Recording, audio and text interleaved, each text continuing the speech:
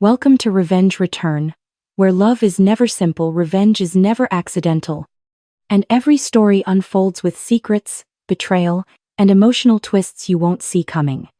This is where the story begins. I sat in the corner of Attorney Morrison's office while my mother gestured expansively at the lake house photographs she'd brought. The smell of leather and old law books filled the room. Dad had his reading glasses on, reviewing trust documents with the confidence of someone who believed every word written there.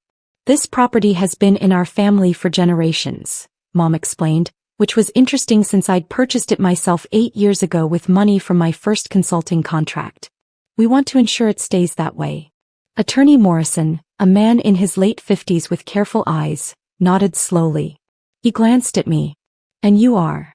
"Their daughter," I said quietly. "Emma. She'll benefit from the trust eventually," Dad added, waving his hand dismissively. "Once she learns some responsibility." I pulled my title insurance policy from my bag and slid it across the mahogany desk. The thick document landed with a soft thud against Morrison's coffee cup. He picked it up and I watched his expression shift as he read the first page. "Mrs. Chin," he said slowly, "this policy lists Emma Chin as the sole owner. Purchase date, April 2016. There's no mention of family ownership or prior transfers." The room went quiet except for the soft tick of the grandfather clock behind Morrison's desk. Mom's face lost color.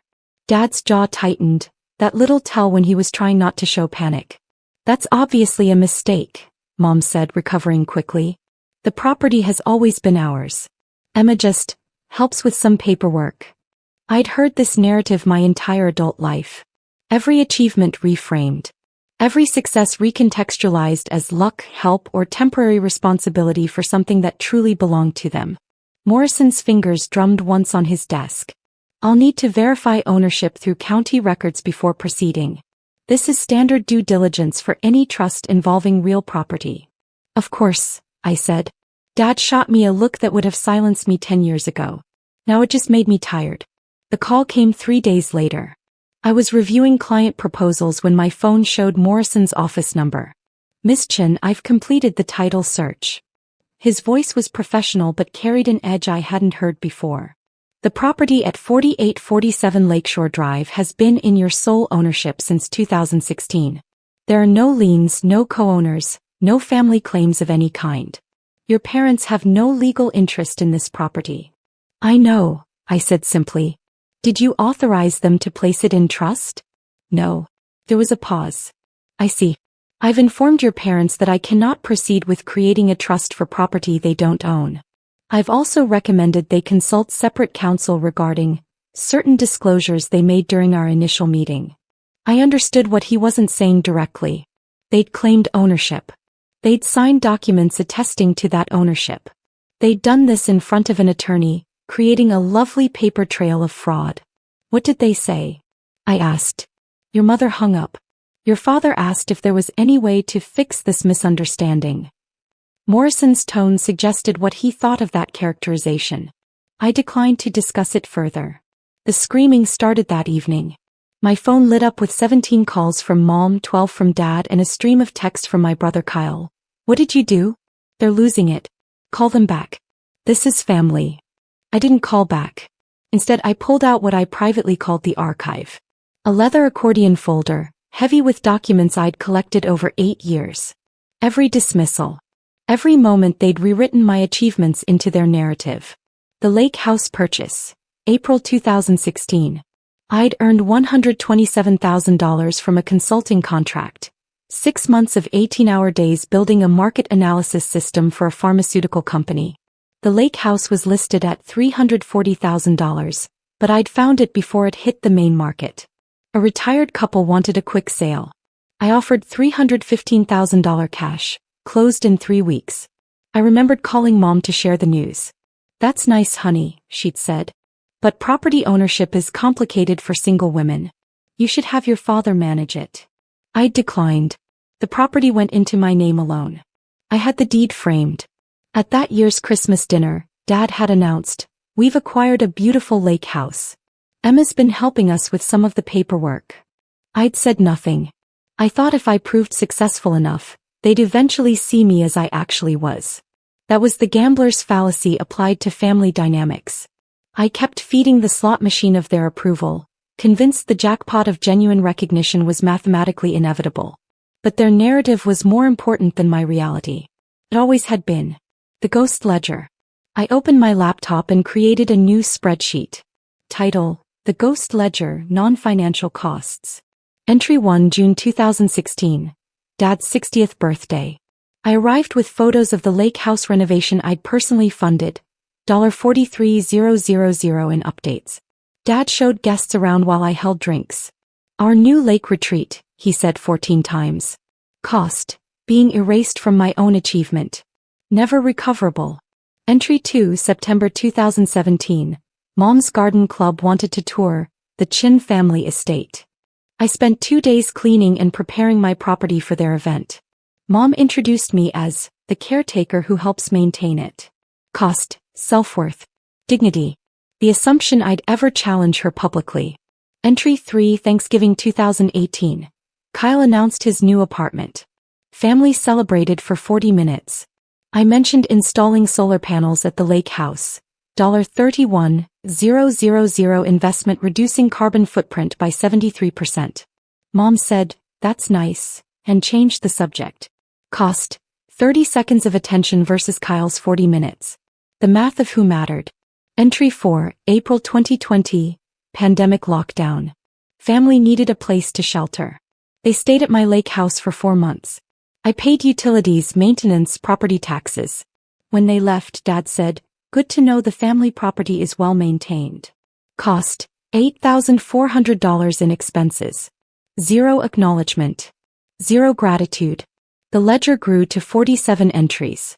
Line items of emotional theft that had no statute of limitations. Morrison called again a week later. "Your parents have retained an attorney. Gerald Blackwood. He's known for aggressive property litigation." He paused. "I wanted to give you advance warning.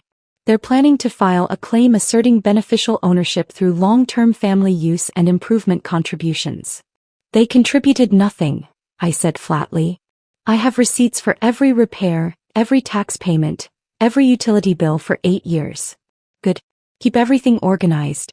Blackwood will argue equitable claims, implied agreements, family understanding. The fact that you never corrected their public statements about ownership could be problematic. "I see. One more thing," Morrison said. "I'm required to report potential fraud to the state bar when it occurs in my presence. I've filed that report regarding the false representations made during our initial consultation." I thanked him and hung up. Then I called my own attorney. Janet Park had handled my business contracts for 6 years. She listened to the full story without interruption. "How much documentation do you have?" she asked. "Everything. Purchase records, mortgage documents, tax payments, insurance policies, renovation receipts, utility bills. Every single transaction in my name alone." "Good. We'll need certified copies of all property records. The county assessor should have the complete chain of title. Also, I want to depose your parents about every conversation where they claimed ownership. Every dinner party, every family gathering. We'll document the pattern." "They're my parents," I said quietly. "They're attempting to steal property worth approximately $500,000, Janet replied. "They committed fraud in front of an attorney. This isn't a family disagreement, Emma. This is a crime." The procedural machinery moved forward with the steady precision of a system designed to find truth. Step 1. Evidence collection. Week 1. I organized 8 years of documentation into chronological order. Every deed, every canceled check, every tax return listing the property. Digital backups stored in 3 separate locations. Total pages: 847. Step 2. Professional consultation. Week 2. Janet retained a forensic accountant and a handwriting expert. We needed to be ready for whatever Blackwood filed. Step 3. The counterclaim. Week 3. When my parents filed their lawsuit claiming beneficial ownership, Janet responded with a counterclaim: fraud, defamation, intentional interference with property rights, and a request for attorney's fees. We attached 184 pages of exhibits. Step 4. Discovery. Weeks 4 to 8. Blackwood demanded documentation. We provided everything: The complete trail of sole ownership so clear it read like a legal textbook example. Then we demanded theirs. My parents produced 12 family photographs showing them at the lake house, 3 witness statements from relatives claiming they'd heard my parents call it our property, and a handwritten note allegedly from me granting them ownership rights. I'd never written that note. Step 5. Handwriting analysis, week 9. The forensic document examiner compared the note to my actual writing samples. Her report was precise. The question document shows 23 points of divergence from the known exemplars. Conclusion: the signature was not written by Emma Chin. Confidence level: 99.4%. The ink analysis was even more damning. The note was dated 2017, but the ink formulation hadn't been commercially available until 2019. Step 6. The settlement offer, week 10. Blackwood called Janet. My parents would drop all claims if I agreed not to pursue criminal charges. No, I said. Janet conveyed my response. The case moved toward trial. Step 7. The motion hearing, week 12. Judge Patricia Thornton reviewed both sides' evidence in chambers before trial. I sat in the courtroom waiting, watching my parents whisper urgently with Blackwood. When Thornton emerged, her expression was carved from granite. I've reviewed all submitted materials. The plaintiff's evidence of ownership is non-existent. The defendant's documentation is comprehensive and unchallenged. Furthermore, the handwriting analysis reveals attempted fraud. She looked directly at my parents. Plaintiff's claims are dismissed with prejudice. I'm referring this matter to the district attorney for potential criminal prosecution. Court adjourned. The gavel struck once. Dad's face went pale. Mom grabbed Blackwood's sleeve, but he was already closing his briefcase. I can't represent you in criminal proceedings, he said quietly. You'll need separate counsel. Step 8. Immediate consequences. Security escorted my parents from the courthouse. I walked out the front entrance alone. Step 9. Criminal investigation, week 13. The DA's office opened a formal investigation into fraud, forgery, and perjury. My parents hired a criminal defense attorney. Their retainer, $50,000. Step 10. The follow-through, week 16. My parents accepted a plea agreement. No jail time in exchange for guilty pleas to attempted fraud, 3 years probation, $15,000 in restitution to cover my attorney's fees, and a permanent restraining order prohibiting contact. Their attorney's final bill, $127,000. The amount I'd earned to buy the lake house in the first place. 6 months later, I stood on the deck of the lake house watching sunrise paint the water gold. The smell of pine and clean morning air. The soft lap of waves against the dock. The temperature cool enough to see my breath. I'd added 2 more properties to my portfolio. A downtown condo and a small commercial building. 9 properties total now, all in my name alone.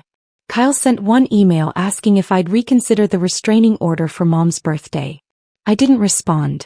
There is a particular kind of freedom that comes from watching people experience the consequences they spent years trying to dodge. Not rage. Not satisfaction. Just the quiet relief of a